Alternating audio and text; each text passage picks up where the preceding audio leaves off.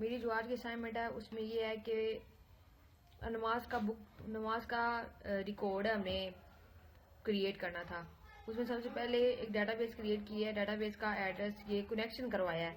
उसके बाद ये लिखा हुआ है इफ स्टेटमेंट और इफ पोस्ट रजिस्टर। जब हम रजिस्टर को क्लिक करेंगे तो जो यूजर नेम और पासवर्ड की वैल्यू हमारे पास रिसीव हो जाएगी। उसके बाद ये चेक की एक क्वेरी लगाई है MySQL क्वेरी, जिसमें वो डाटाबेस से सिलेक्ट करेगा हमारा यूजर नेम और वो चेक करेगा इसको कि वो पहले एग्जिस्ट करती है कि नहीं करती। उसके बाद नहीं तो वो इंसर्ट कर देगा। अगर तो वो एग्जिस्ट करती होगी तो वो कह देगा और यूजर नेम ऑलरेडी एग्जिस्ट। अगर ना एग्जिस्ट करती होगी तो फिर उसमें टेबल में एक नई रो ऐड करा देगा। उसके बाद ये HTML रजिस्टर का एक टैग बनाया है टाइटल।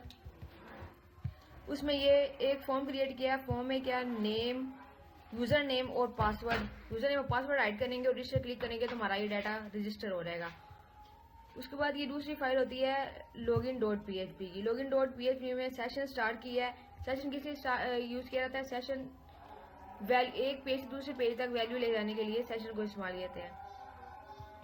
तो रजिस्टर का डाटा मैंने लॉगिन में लेके आना था तो इसलिए सेशन स्टार्ट किया है। यहाँ पे डीबी को हमने कनेक्ट किया है। डीबी कनेक्ट हो रहेगी तो आगे मूव हो रहेगी, नहीं तो कनेक्शन फेल्ड का ऑप्शन आ जाएगा। यहाँ से ये यूजर और पासवर्ड उसको वहां से ये लेंगे।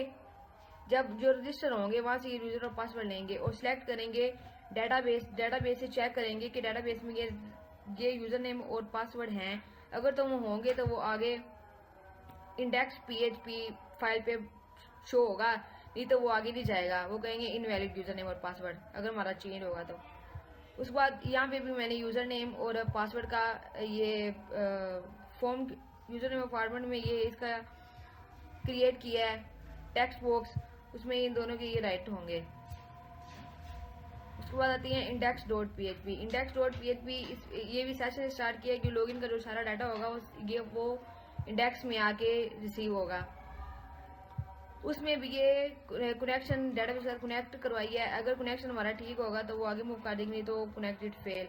इस वजह से स्टार्ट किया है। ये यूजर का डाटा लेगी, सारा डाटा लेगी डाटाबेस से और आगे शो करवा देगी। और आगे जब ये शो करवाएगी तो आगे हमारे पास एक टेबल क्रिएट होगा। टेबल में हमारे पास डेट, नेम, सारी नमाजों का एक टेबल क्रिएट होगा।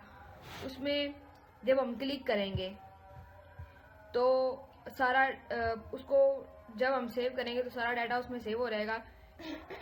लेकिन हमने इसको एडिट करना है तो जब हम सेव कर लेंगे तो नीचे स्टोर रिकॉर्ड में एडिट का ऑप्शन आएगा। उस रिकॉर्ड के साथ उसको हम एडिट करेंगे तो वो सारा डाटा जो हमारा डाटाबेस में होगा वो ये वाला सारा डाटा वो डाटाबेस से लेके आगे ऊपर फॉर्म में ले जाएगा।